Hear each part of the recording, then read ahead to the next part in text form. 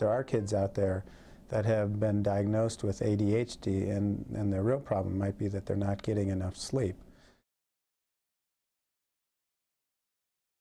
On average, teenagers need 9 hours of sleep at night. A child who is school age will need about 10 hours of sleep, and a preschool child will need 11 hours. The most obvious thing, which is just being sleepy during the day, falling asleep in situations where they shouldn't be falling asleep.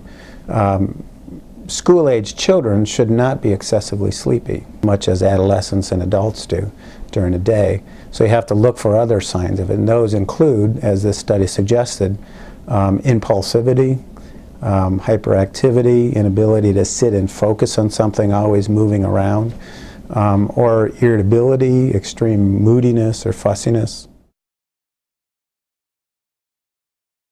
In the case of snoring, we'd be concerned about obstructive sleep apnea, which actually children with ADHD have a higher incidence of obstructive sleep apnea.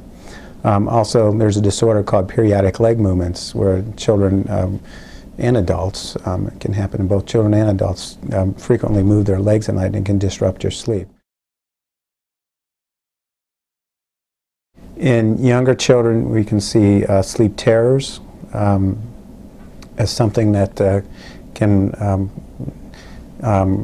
cause disruptions in their sleep at night. Also sleepwalking in a little bit older children, school-age children. A common thing we see in young children is what's called sleep onset association disorder. And this is where a child falls asleep in a parent's arm and then they're put to bed.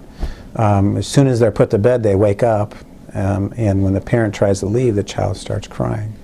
Or when they wake up at night, we all have arousals at nighttime, but in most cases you fall right back asleep. Oh, this child, because their parent isn't there to rock them back to sleep, they wake up. So that's something that can be very frustrating for a parent and a younger child from 6 months to 4 years of age.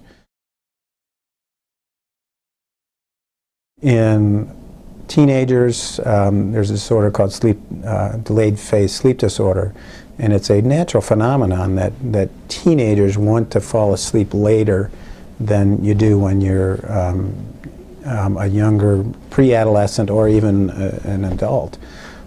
So this teenager is staying awake till 1 o'clock, 2 o'clock at night, and then when they have to get up at 6 o'clock in the morning, they're very tired.